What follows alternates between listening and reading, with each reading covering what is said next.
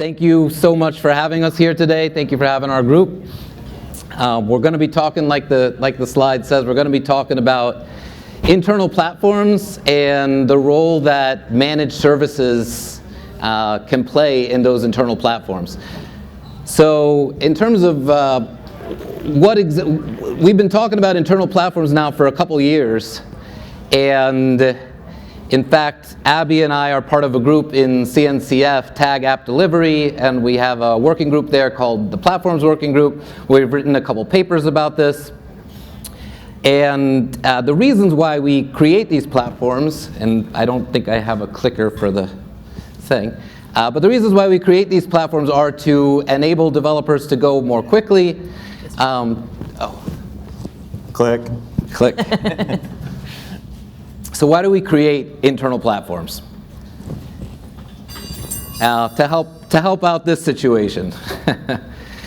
Or more exactly, because developers need more support. 76% of developers say they're overwhelmed. This is from a Salesforce survey that was done. And we need to accelerate their productivity. In fact, I have a question for folks in the audience. How many people are not part of an app team, and maybe not part of an infrastructure team, but somehow support app teams? Do things that enable app teams to deliver. So a platform team or a DevOps team. Okay, see a number of hands coming up there. So our theory has been that platforms will accelerate value delivery, will enable you to deliver things much faster, deliver software faster. But what comes up, we're talking about internal platforms, is what is the role of a managed service? Something, let's say, you get from AWS or Azure or Red Hat OpenShift service on AWS. What is the role of those in an internal platform? Do they have a place, and what is that place? So that's what we're going to talk about today. And with that, I wanted to ask if we can start with you, Christoph. If everybody will just introduce themselves, what your name and role is, and why you're interested in platforms, how you got into the platform space. Sure. Hello, everyone. So my name is Christoph Blecker. I'm a service delivery architect and SRE lead with Red Hat. My primary focus is on the managed services that Red Hat puts out there for OpenShift Dedicated, Rosa, Arrow.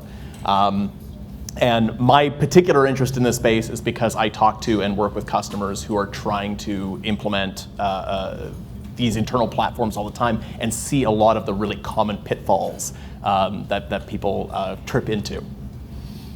Thanks. Yes, I'm Abby Bangzer. I'm a principal engineer at a company called Syntasso, and I am passionate about platforms and internal supports because I've always been on the side of trying to help the company produce software more efficiently, more securely, and all of that. I started in sort of test engineering and QA through DevOps into platform engineering, and been building platforms now for the last 6 or 7 years. And my focus now is around how to make this patterns that are repeatable rather than things that every organization has to relearn, since this is non-differentiating, even if high valuable stuff. My name is Chuck Svoboda. I run the cloud services go-to-market at Red Hat. By trade, I am a developer. I've led development teams. That photograph of me up there when I was 26 is when I was leading development teams in a self-managed world before the age of AWS and Azure and Kubernetes. And for me, I'm extremely passionate about developers focusing on what matters most, and that is building, deploying, and running apps, and not implementation details like containers and kube and cloud and everything in between, so they can get their code out quickly and break the land speed record to prod. And think about these platforms. 10,000 principle, maximize work not done. I want developers to do as little work as possible to get their code out there in front of their customers. Thank you, everyone. And I am Josh Gavant. I'm a solution architect with Red Hat, but I also lead CNCF's Tag App Delivery and our platforms working group. I've been working in the platform space for 15, 16, 17 years. Just really passionate about enabling developers to go faster, making their lives easier. So if you've read our platforms paper, one of the ways we defined platforms, the platform's definition in the CNCF's paper is that it brings together a collection of capabilities to serve some need for an end developer. And we noted, based on that definition, I seem to have lost the title of the first one at the far left, but there's always been a platform of some sort involved. You know, there's always some abstraction that you're building your applications over that helps you speed up, whether it's a common, hardware system like on the far left, whether it's a common operating system, whether it's virtualized compute network and storage with infrastructure as a service, or, and that's what I'm going to ask you all about now, platform as a service kind of abstracts and gives you higher level capabilities. So we've had platform as a service now for 10, 15 years. Now we're talking about internal developer platforms or internal platforms. Are those related? Is there something, how should we think about platform as a service versus internal platforms? And I guess I'll start with Christoph here because he's right next to me. Yeah, like they are similar in a lot of ways, but have some very important distinct differences. They're solving the same goal in that you are taking part of the complexity out of the picture for a group. So you are saying whether it's managing the hardware, whether it's managing some kind of lower level down, you're taking that away that you don't need to worry about that, you don't need to manage that in many cases. But they are distinct in a way based on who the audience is. Like each abstraction, you're taking, when you take some of that complexity away, you're taking that complexity away from a certain group that group doesn't need to care about it, but somebody needs to care about it. And whether that is, again, internal to your organization, whether it's working with a managed service provider, somebody ultimately ends up needing to care about that all the way down to the hardware. So with platform as a service, you can turn it over to someone else. Thank you. Abby, do you have any thoughts on that? Yeah, I think that was a great way of putting it. And at about the way I look at it is platforms as a service have proven to us the value of making app delivery be easy, be scalable with you, be composable, be managed and sort of abstracted away from the app developers, all that delivery aspect and things. But platforms as a service are services that were built without any collaboration with your organization or your teams.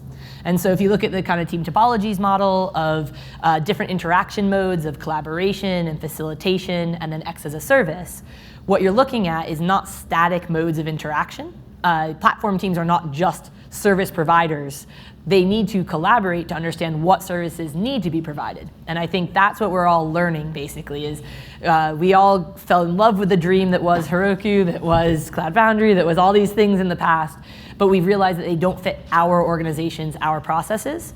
And now we need ways to be able to build our internal platforms while leveraging as much as we can from the managed services around us, because that's not what's helping our organization be successful, how to run a database. So it's now that balance that we're trying to sort. It's funny you mentioned that with the Cloud Foundry and Heroku. It was back, 2015? 2012? Well, no, but I remember 2015 was July 2015 is when Kubernetes launched, right? And that's when, the PaaS was Heroku and then Cloud Foundry, pivotal Cloud Foundry back then. And what kind of turned into is a PaaS became a four-letter word, as we like to say this year. PaaS became PaaS-A. And then so, we got these kind of raw primitives, these raw APIs of Kubernetes and containers. And I think the pendulum swung so far in the other direction that we introduced too much flexibility, exposed too many technical details. And, I remember KubeCon 2016 in Seattle when it was in a ballroom about this size, was the size of the entire conference. And everyone up there was talking about their success they were having with containers and Kube, the raw containers, and they never really talked about the blood, sweat, tears, and eyeballs left on the floor to effectively build what was a platform as a service, internal development platform, whatever the heck you want to talk about it, right? And so now what we're seeing, a lot more of here is developer platforms abstracting away that complexity. Your 9-to-5 developers that own backlog items that make up the bulk of your productive capacity, which I think we're going to talk a little bit here in a minute, they don't need to know much about containers and Kube. They need to get pushed their way to prod. And you can do that with something that is completely internal, that is a bit more flexible than what we had in the past, or you can do it in a managed way, as a cloud service, which we have in partnership with Amazon, Azure, and hopefully at one point Google, to again get the teams that build it that are so important to getting your code out to focus again on what matters most, and those are the apps. So now the internal teams can provide some of that abstraction which previously had to be delegated out to and it still could be delegated out, right? So here I'll add my bit of color here, and that is that a platform to me is a lot of integration is involved, and just like you can't really buy integration, you need to implement that yourself. You can't really buy a platform, but you can get most of it. You can buy a big chunk of it, and that's what I kind of tried to put in this slide here. You can get a lot of stuff from managed providers, but in my opinion, that's the collaboration aspect, which you mentioned, Abby. There's still parts of the internal platform which you can't buy. So going from that, now we said we talk about managed services. One of the things we talked about in our platforms paper, actually, that we released, is that there's a number of capabilities that you should think about having in your platform, in your internal platforms. And I wanted to ask the group here, of these, are there some that lend themselves in particular to delegating them to a provider and not managing them yourselves? Are there some in particular that you would ask someone else to run or you would prefer? So maybe we'll start the other way around this time. Chuck, you want to start us off? Sorry, Abby. Yeah, well, I think the last one. The lowest level, the compute network and storage, right? So we talk about doing things, in the cloud, a hyperscaler. Amazon was pretty much the first, and Azure, Google, and there's quite a few others that are out there. And what we're seeing is, I think, we're just keep raising that value line to things like logging, telemetry, things like that that require massive amounts of storage, but it's pretty much undifferentiating and not usually core to an application. Things like container registries, things like application networking in a lot of cases, right? And just so that you're everything that's, I would say, probably not core to your customer or your core business applications or what your developers are writing.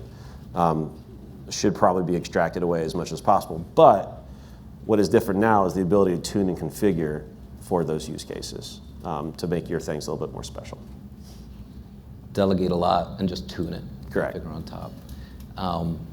Thoughts from Christoph or Abby, actually, if you want to go. Yeah, just double down. It's about using managed services where it's non-differentiating. And I agree that in most organizations that's going to include the compute level and things, but there's also high frequency trading where maybe that there are aspects of your networking that actually are your differentiators. And so there's no one size fits all. It's about your organization realizing where you differentiate, where you have a unique capability above your competitors, and really that's where you have to invest your energies and offload as much as you can. If you've heard of Wardley mapping, this is where you start to put that to use. Figure out where it is that you need to commoditize and where it is that you differentiate and are above the value line. So visible value does not mean it's not valuable, Yeah. but you just shouldn't see it. You shouldn't have to worry about it every day. That's for sure. Yeah, and thanks for calling out the places where you might want to build something yourself too. Christoph, do you want to share something on that? Yeah, I think the most common, as alluded to, the most common pitfall that I see people make when they're trying to foray into like these internal PaaS platforms is not fully understanding what's actually important to your business. Because all these services, like these technologies like Kubernetes, they're in some ways they're very simple, in other ways they're incredibly complex, and that complexity comes from those specific use cases. As Kubernetes has proliferated in a bunch of different ways, there's options in there that are useful in like edge scenarios or telco or like these specific use cases that maybe the majority of the users, the 80% of users, don't need and don't care about. But it's so critically important to understand what is important to your business, what's important to your developers, so that you can expose the right configurations to them, the right level of complexity, And anything that they're undifferentiated, that doesn't matter in that particular use case, you can just handle for them, and that your developers don't need to worry about. Like logging is a great example. Like if you don't need to worry about it, or there's like some internal security standard, be able to just push them through the right path, the happy path, to get that done for them, and then the developers don't need to reinvent a logging solution over and over and over again. Thank you.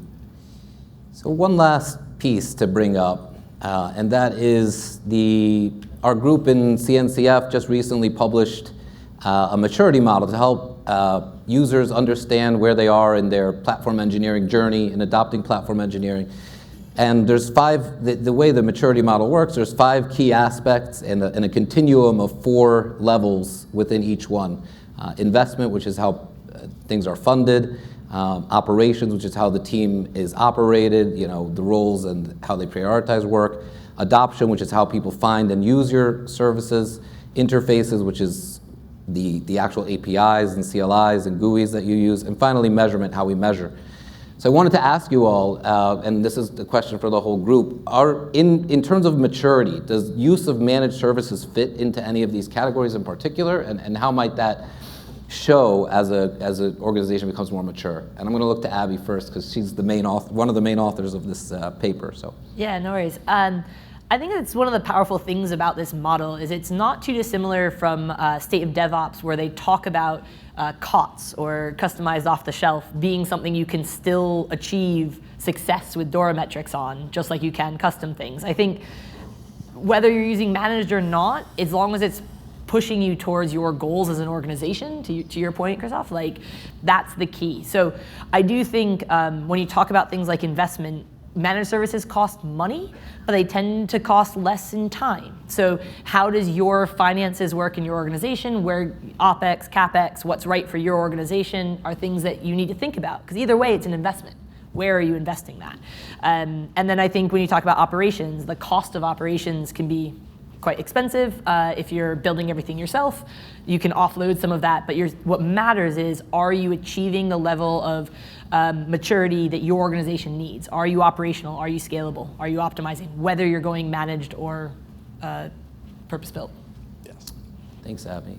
Anything you all want to add? I mean, when you go to a cloud service, you got to think of operational excellence and elasticity. Mm-hmm. If you leave something on, the meter keeps spinning, you're going to run out of money real quick, and you're not going to be able to get to any of these things. So that is just so critical. I've seen so many, especially now in this kind of age of austerity we're in, companies make a mistake and not really adhering to, when you're going in the cloud, you got to run cloudy. All right. Well, thank you so much for those opinions, and thank you so much for this discussion. I wanted to put up on this board, we're always, in my groups in CNCF, Tag App Delivery, the Platforms Working Group, we're always looking for new voices. We're always looking to hear from end users. Come hang out with us, read our papers, come visit us. Oh, I meant to mention that. Come visit us in the Project Pavilion, down with all of the projects. And with that, don't forget, platforms, a rising tide raises all boats. So that's how platforms can help all of our organizations succeed. And yeah, thank you so much for having us.